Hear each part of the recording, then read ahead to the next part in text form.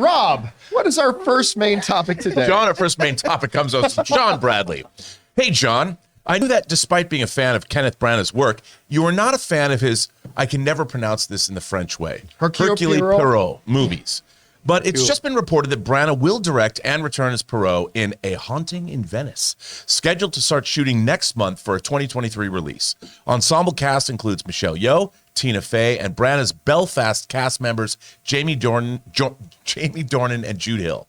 I love this franchise, despite the okay-ish Death on the Nile. What do you think of this news? Thanks. You know, you're right. I am a huge Sir Kenneth Branagh fan. I think the guy's great. His Thor movie, I think, is the second most underrated comic book movie of all time, other than, of course, Henry Cavill's Man of Steel. But I think his Thor movie is like my second favorite, or second most underappreciated comic book movie ever. The guy's a master. I just absolutely love him. I did not love Murder on the Orient Express. I wanted to love it. I really did. And it's not bad. It's not terrible or anything like that. But I thought it was a missed opportunity, to be honest with you. Death on the Nile was, I mean, it was doomed because of all the controversy surrounding it and stuff like that. But I thought it was a slight improvement over Murder on the Orient Express. Again, I didn't love it, but it was a slight improvement. I wouldn't rank these amongst my favorite Kenneth Branagh projects. I got to admit, I'm shocked to hear they're going back to do another one. I really am. Now, I get it. The second one was hamstrung by the pandemic. It only made $100 and something million at the box office, but the studio recognized that had a lot to do with the situation surrounding its release and all that kind of stuff. Not to mention the Armie Hammer stuff and what have you. So, look, am I surprised they're doing this? Yes. Do I think they should be doing this? No. Will I be there opening day to see it?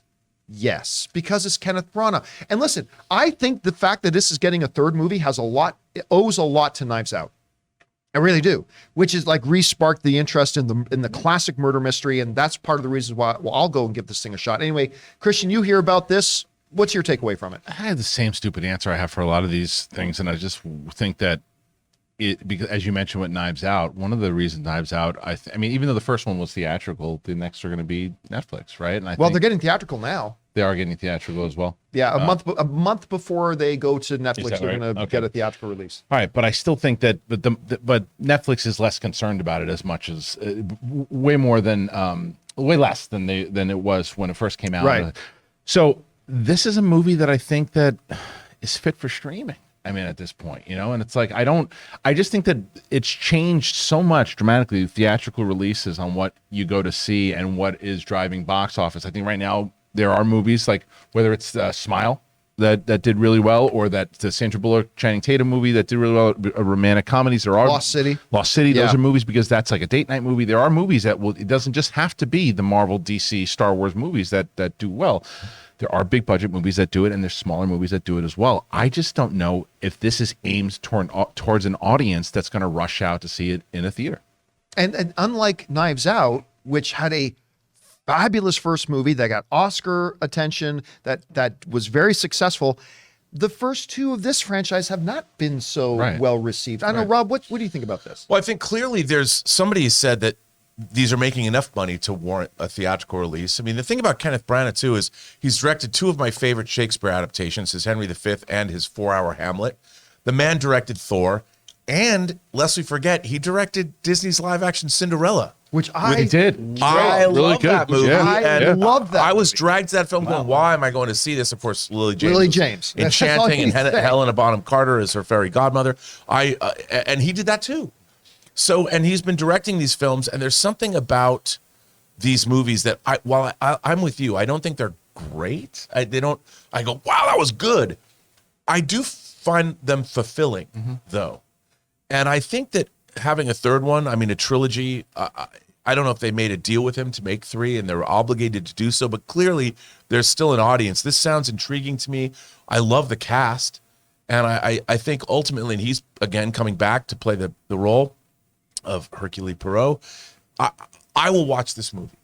And clearly someone's making some money from it. Otherwise, they wouldn't have greenlit it. Well, I mean, the last one clearly didn't make any money, but they seem to be understanding of the context and the circumstances that it really didn't have any chance of making any money. It must do well in streaming then. That's what I mean, though. That's why I think that maybe it could be fit. What is this, 2023? I believe it's 2023. Because you and I just yeah. had a conversation off air about how stacked 2023 is. Yes. I would be real nervous to put this movie into the 2023 rotation right now, unless it's like September, October, which is possible. But the rest of that, like, you stay out of the way of February through August, because it is murderer's row right now. Well, they don't have to worry about Blade anymore. Yeah, So but that was still like November, December. Yeah, that was November. Listen, I would love for this to be great for a couple of reasons. Number one, because I'd love to see Kenneth Branagh make this. This is one of the great fictional characters, Hercule Poirot. And again, I never know if I'm saying it right either. But if we could have a great Knives Out, a great Knives Out 2, and a great Haunting in Venice, I would love to see a resurgence of the classic murder mystery. I'm a sucker for murder mystery, so I would love to see this happen. Anyway, guys, question is for you. What do you think about this? Are you surprised they're making another one of these? I am. Would you be interested in it? Hey, it's Kenneth Branagh, so I am too. Whatever you guys think, jump down to the comment section below and leave your thoughts there.